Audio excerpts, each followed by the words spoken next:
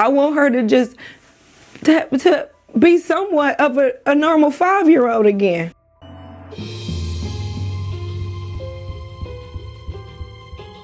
On September 13th, 2025 in Cleveland, a mom left her 5-year-old daughter at a trusted family member's home while she underwent a medical procedure. The mom got a call that her daughter walked out of the house and she couldn't be found anywhere. Authorities were contacted. The mom panicked and went to the family member's home only to find her daughter in an EMS, unresponsive and bloodied, with her hair pulled from her scalp, her body covered in bruises, and her neck showing signs of strangulation. Other trauma was visible that we can't even say out loud because it is so horrific. Her hair was scalped from her head. She had bruises and blood all over her body. Her eyes was filled with blood. Her lips and mouth was filled with blood. Her nails had dirt, debris of dirt stuck in it. Apparently, a group of bigger kids, around ages 9 and 10, walked up to the little girl, acting friendly, took her by her hand, and walked her into a field that was far away from the residence. When the kids were first questioned, they said they hadn't seen her. It was only after the kid's mother made the kids tell them where she was, and the little 5-year-old was found in a field. According to the mom on her GoFundMe page, in that field, unspeakable things happened. We cried when we read the story. We'll leave it on the screen, but we aren't going to read it out loud. The mom goes on to write, "My daughter is completely traumatized. I am completely traumatized. These kids broke my daughter's spirit. They took away her boundaries. I never wanted to get the media involved because I didn't want my daughter's trauma plastered everywhere. But I also trusted that she was going to get the justice she needed.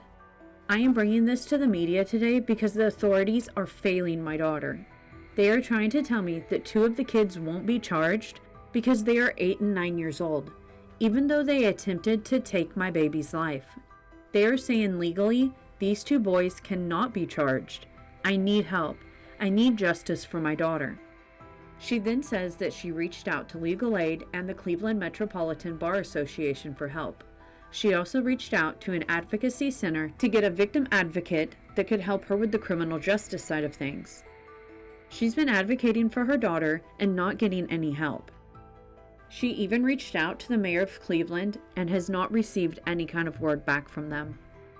Because this mother was so brave and went to the media, the police actually brought charges against 2 of the children. There was a 10-year-old girl involved, and the judge ordered her to be on detention with an ankle monitor. A competency motion was also filed to determine her understanding of the legal process. There was a 9-year-old boy that was charged, but the court date was missed, stating that the family had car issues. There has been a hearing rescheduled, but the judge has threatened to put out an arrest warrant if they fail to appear again. Type of behavior doesn't deserve grace. They knew what they were doing, and they was okay with that. They even played after not caring about my baby.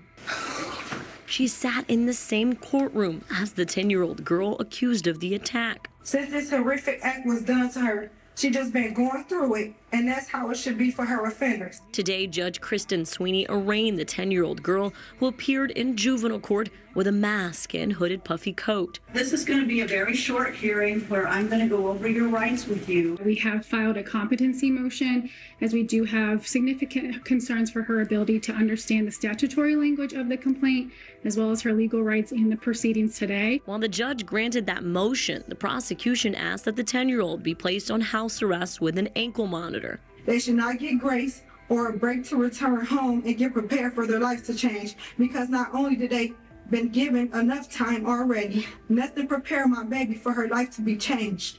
She didn't get time. The defense argued against the ankle monitor, referencing court Monday, where they said the child has faced threats at school, crowds at her home, and that the family has since moved for safety reasons. If she is put on ankle monitor, that will become public knowledge, and if that is, and if someone figures out where she is living, and they know that she is court ordered to be there, that could pose a potential safety risk to her and her family. But Judge Sweeney ordered that house arrest and an ankle monitor are necessary. And I'm just going to note this for the record.